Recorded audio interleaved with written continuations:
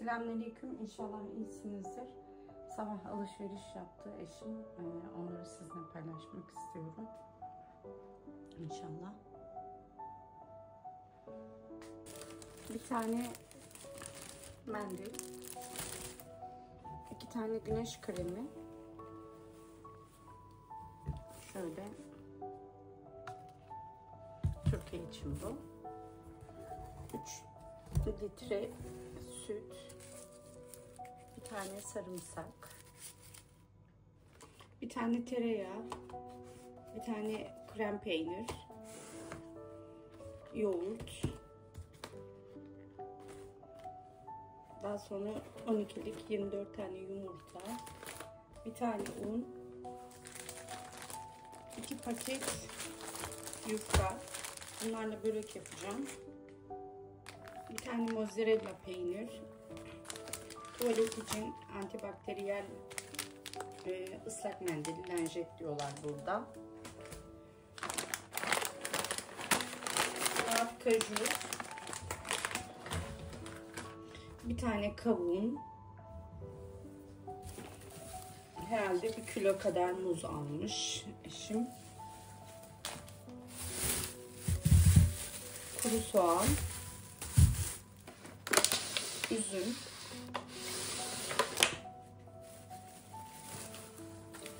kıvırcık salatası, patates, Charleston biber, sivri biber, 2 tane salatalık. Burada Fransızların salatalıkları böyle büyük oluyor. Biliyorsunuzdur, artık öğrenmişsinizdir eminim. Domates, havuç,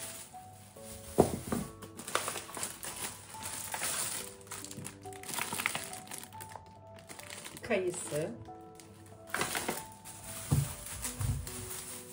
ve kabak. Bunlar sebzeler. Et de almış eşim. Onu da ayrıyeten göstereceğim. Önceki meyveler, kalan meyveler. Onları şöyle toparlayacağım.